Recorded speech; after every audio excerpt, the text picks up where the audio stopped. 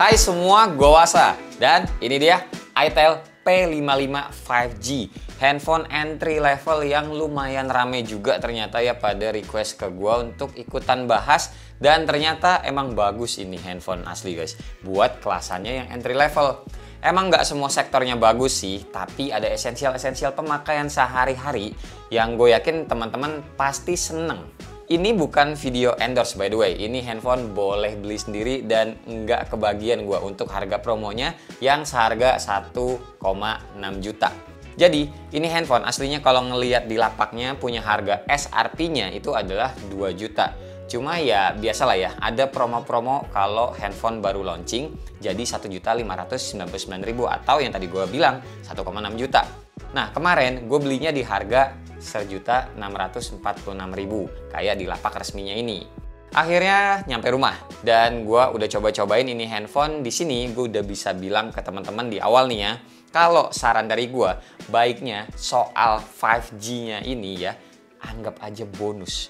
Walau tertampang jelas di dusnya ini dan menjadi bahasa marketing handphone 5G termurah saat ini.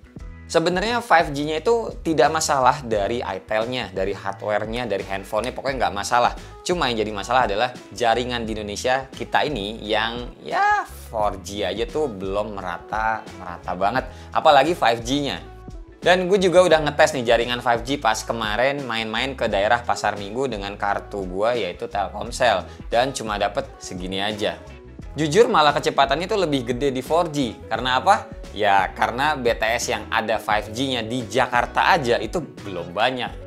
Kalau mau bener-bener kencang 5G-nya, kita tuh mesti deket-deket BTS-nya si provider tersebut. Agak repot. Makanya gue bilang sebagai bonus aja lah ya, biar kekinian handphone kita ini udah bisa 5G kalau ditanya sama teman-teman setongkrongan. Jadi buat kelengkapan awal kita tuh dapatnya lengkap ya, mulai dari handphonenya yang udah dikasih anti gores, casingnya juga dapat yang hard case, kepala charger 18 watt, kabel Type-C, SIM card ejector, dan kertas-kertas manual serta juga garansi. Cakep lah pokoknya buat handphone sejutaan segini isinya. Banyak yang seneng pasti. Handphone itu bentukannya ya sudah seperti ini aja. Materialnya pastilah kebanyakan plastik atau polikarbonat, baik di frame ataupun di backdoornya. Gua ambil yang warna birunya ini dan satu lagi ada warnanya hijau neon gitu. Nah di bagian layarnya ini udah kelihatan banget ya handphone entry levelnya yang masih jadul. Bezel kanan kiri atas bawah serba tebel. Terus notch-nya juga ini masih modelan teardrop. Tapi jangan salah, ada efek-efek ala-ala Dynamic Island-nya si iPhone loh di handphone ini. Lumayan kan buat gimmick-gimmick lucu. Pokoknya ini beda jauh banget lah kalau kita sebelahin sama Realme C67 yang sama-sama entry level, tapi ya emang beda harga sih. Ya itel juga sebenarnya kalau ditantangin HP entry levelnya bikin layar yang kayak Realme juga pasti bisa-bisa aja. Cuma ya otomatis harganya juga pasti akan beda lah ya, lebih naik juga dan lebih mahal. Ya soalnya kayak gitu-gitu pasti ada hitung-hitungannya sendiri lah. Kita lanjut lagi, ini layarnya si itel P55 5G punya ukurannya 6,6 inch. Resolusinya 720p atau HD Plus aja, yang punya refresh rate-nya nyampe 90 Hz. itel yang gue pegang ini tuh punya RAM-nya 6GB dan storage-nya 128GB. RAM-nya kayak biasa bisa di-extend lagi 6GB, jadi totalnya itu 12GB. Lagi-lagi ya, gue masih kadang suka main blowing gitu loh, harga sejutaan loh guys ini. Dapat RAM-nya 12GB, sumpah ya. Terus pas awalnya lain storage-nya ini tuh kemakan 19an GB dengan sistemnya yang cuma 16an GB, termasuk kecil segini.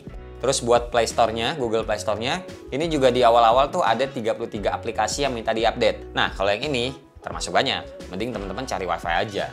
Buat UI-nya sendiri udah versi 13 berbasis Android 13 juga. Dibarengin sama chipsetnya MediaTek Dimensity 6080 yang ternyata cukup powerful juga loh ini. Gue ngetes Antutu dapat skornya 418 ribuan. Terus juga gue ngetes game Aspa 9, 60 Hz-nya jalan guys, anjir. Sumpah ya, gue tuh kaget gitu loh pas awal-awal ngetes. Soalnya inget ini handphone harganya balik lagi sejutaan. Dan biasanya di handphone mid-range aja yang harganya nyentuh 5-6 juta, ini tuh suka nggak keluar 60 Hz-nya di handphone tersebut di game Aspal ini. Habis itu gue juga nyobain main Honkai Impact yang juga defaultnya itu oke lah low. dan gue coba naikin ke medium, plus FPS-nya juga gue naikin jadi 60, masih enak-enak aja maininnya. Tapi kita dapat visualnya yang lebih smooth. Cuma handphonenya ini ya cepet, apa ya, bisa dibilang tuh agak-agak cepet anget sih pas mainin game berat macam si Honkai Impact ini. Abis itu gue lanjut nyobain PUBG. Nah ini handphone secara default gue juga kaget diminta sama gamenya buat download data yang banyak nih, yang sebelah kanan. Yang mana biasanya kalau handphone entry level itu suka disuggest sama si PUBG-nya ini untuk download yang sebelah kiri, yang lebih light. Tapi di handphone ini enggak. Dimintanya yang kanan justru. Nah tapi ini yang kelihatan banget kurangnya di handphone ini, yaitu ada di bagian giroskopnya yang delay dan nggak asik lah pokoknya. Kelihatan ada pengurangan hardware di bagian giroskopnya. Terus buat speakernya juga ini termasuk kecil dan kayak kopong-kopong gitu sih kalau volumenya dimaksimalin ya menurut gua. Suaranya tuh paling pelan gitu selama gua pernah nge-review handphone entry level. Terus yang kurangnya lagi adalah soal vibrate-nya atau haptic vibrate-nya atau getarnya lah. Ini handphone tuh berasa sember gitu tiap mencet-mencet tombol navigasi ataupun ngetik-ngetik keyboard yang ya pokoknya ngapa-ngapain handphonenya yang mengaktifkan getarannya. Tapi overall soal game tinggal menyesuaikan teman-teman aja sih doyan itu main game apa, dan ini tuh worth it di harganya. Mau teman-teman pakai sambil ngecas juga sebenarnya monggo-monggo aja sih kalau nggak sayang-sayang banget sama handphonenya, soalnya harganya juga ya segini gitu ya. Tapi ya tetep lah, baiknya tuh jangan sambil dicas biar lebih awet handphonenya. Walaupun sejutaan, 1,6 juta buat sebagian orang ini handphone tuh mahal. Sabar aja kalau lowbat, tinggal dicas ya udah, tapi ya ngecasnya emang nggak sebentar juga sih. Skillnya kan cuma 18 watt. Gua ngetes dari 5% sampai full itu makan waktu 1 jam 46 menit. Ya at least nggak nyampe 2 jam lah ya tetap. Baterainya tuh punya kapasitas 5000 mAh dan SOT-nya lumayan, nyampe 10 jam. Baterainya bisa awet kayak gini juga karena resolusi layarnya yang cuma SD Plus aja. Game-game juga bisa lebih lancar itu ya karena resolusi layarnya nggak begitu tinggi. Makanya yang dikorbanin adalah visualnya. Mata kita pada saat ngelihat handphone ini, pada saat main game itu ya kurang crispy aja, kurang tajam lah pokoknya.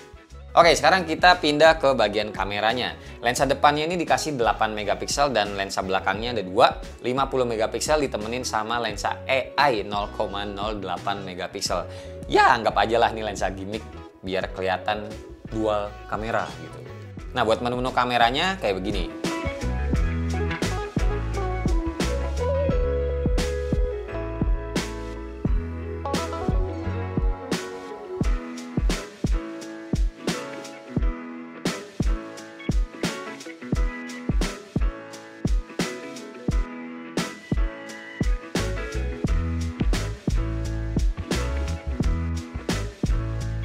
Kemampuan ngerekam video yang lensa belakang bisa sampai 2K 30 fps dan juga bisa 60 fps tapi di 1080p aja. Sedangkan buat lensa depannya bisa sampai 2K 30 fps juga dan 1080p-nya cuma di 30 fps. Nggak ada skill 60 fps di lensa depannya. Buat hasil videonya gue ngeliatnya jujur sedih sih menurut gue ya. Ntar teman-teman lihat aja pokoknya. Tapi buat hasil foto lensa belakangnya, ini bagus guys kenanya untuk di range harga sejutaan. Di atas rata-rata handphone yang sekelas malah harganya.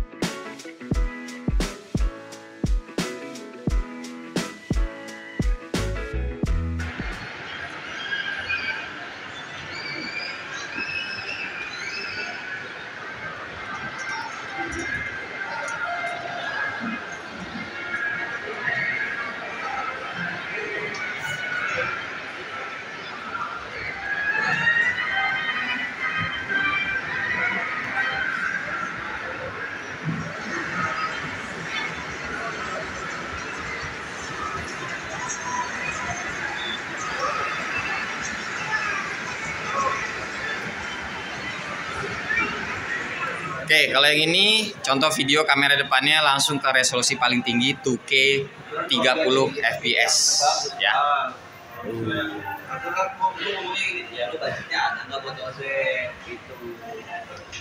Kayaknya sih kalau ngelihat hasilnya bakalan shaky ya, cuma ya udahlah, karena harganya juga sejutaan, jadi harap maklum aja ya.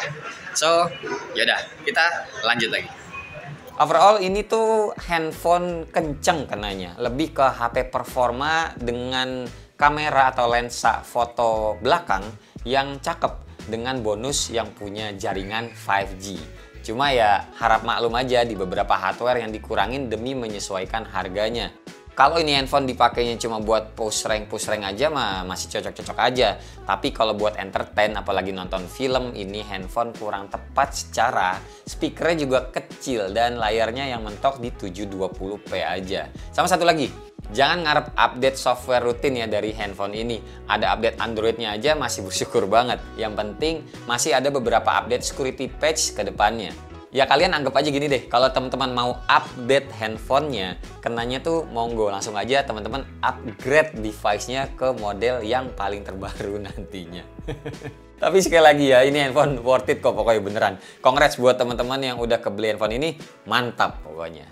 Terima kasih buat teman-teman yang udah nonton dari awal sampai akhir. Sampai ketemu di video selanjutnya. Bye-bye. Cheers.